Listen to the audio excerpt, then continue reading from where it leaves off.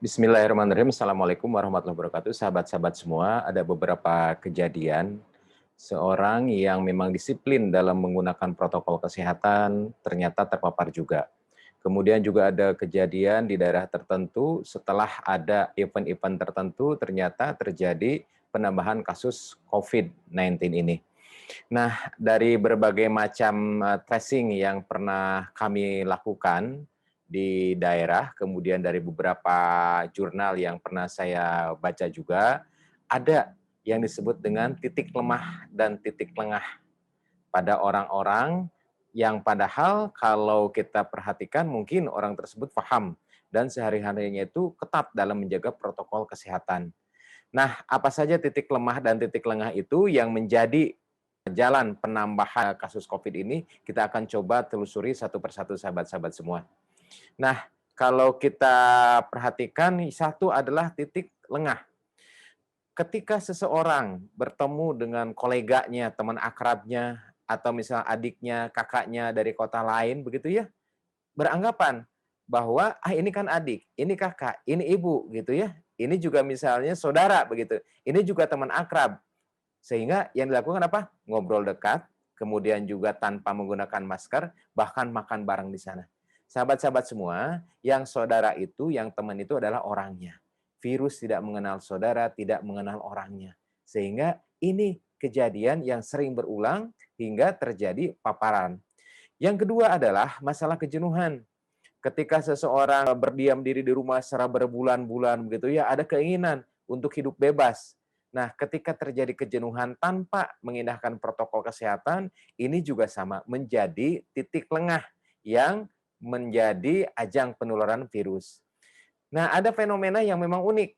Ini kan cuma sebentar begitu ya, dipoto begitu, dipoto lepas masker, kemudian juga setelah itu ternyata bukan hanya pas dipoto, ketika persiapan dipoto, apakah itu diam? Enggak, rata-rata berbicara dan ngobrol dan sebagainya. Apakah itu berjauhan? Enggak juga, rata-rata berdekatan. Nah, dari beberapa pengalaman ketika beberapa event mengadakan foto-foto bareng, ini juga menjadi titik lengah yang menjadi sumber penularan. Nah, hal yang terbesar adalah makan bareng. Sahabat-sahabat semua, ketika makan bareng ada dua hal yang di sini yang jadi perhatian. Yang pertama sudah pasti masker dibuka. Yang kedua adalah ketika makan bareng rata-rata itu tidak diam tapi ngobrol. Ini juga menjadi titik lengah, apalagi ketika makan bareng umumnya jaraknya berdekatan. Terbukti beberapa kasus termasuk beberapa pejabat terpapar karena acara prosesi makan bareng. Demikian juga titik lengah yang kelima yaitu kongkow, ngobrol-ngobrol begitu ya karena kejenuhan. Ini juga sama menjadi titik lengah yang menjadi sumber penularan dan penyebaran. Yang keenam adalah event. Ketika ada acara tertentu, apakah itu acara umum, apakah acara keagamaan, apakah hajatan, ini di beberapa daerah terbukti telah menambah penyebaran dan penambahan virus corona ini. Nah, yang selanjutnya adalah ketidaknyamanan. Jadi, ketika seseorang menggunakan masker merasa tidak nyaman, gitu ya, kadang-kadang dibuka, begitu. Ini juga menjadi titik lengah yang menjadi salah satu ajang penambahan kasus. Yang berikutnya adalah titik lemah, sahabat-sahabat semua. Ketika masuk supermarket, kemudian memilih-milih barang, memang tertib, begitu ya. Tetapi ketika ngantri di kasir, rata-rata kesabarannya rata-rata hilang, dan ini juga menjadi titik lemah. Ketika seseorang misalnya masuk masjid, alhamdulillah lancar, tapi ketika dia nyari sendal, rata-rata terjadi pengumpulan massa di sana. Bottleneck. Ini menjadi titik lemah. Kemudian juga karena keterpaksaan, karena sudah maaf tabungan mungkin menipis, karena mungkin kebutuhan, ketika dia keluar tanpa mengindahkan protokol kesehatan, ini juga menjadi titik lemah yang menjadi sumber penularan. Yang ketiga adalah masalah pelanggaran protokol kesehatan. Contoh, misalnya penggunaan masker yang berhari-hari tidak dicuci, kemudian juga menggunakan masker, kemudian masih kadang-kadang ada celah di antara masker dan wajah. Ini juga menjadi titik lemah.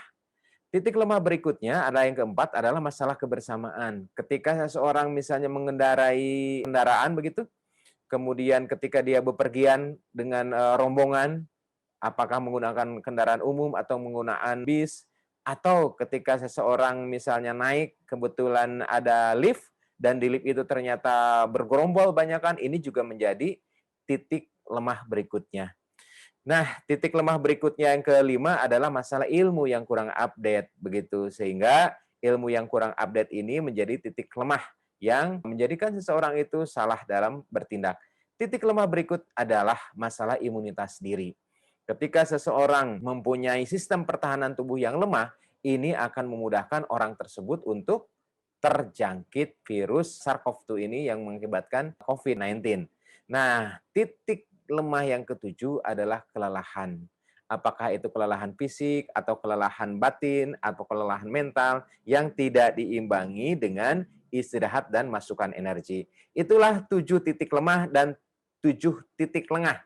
Semoga dengan mengetahui 7 titik itu, kita bisa lebih waspada untuk menghindari serangan COVID atau terjangkitnya COVID-19 ini. Assalamualaikum warahmatullahi wabarakatuh.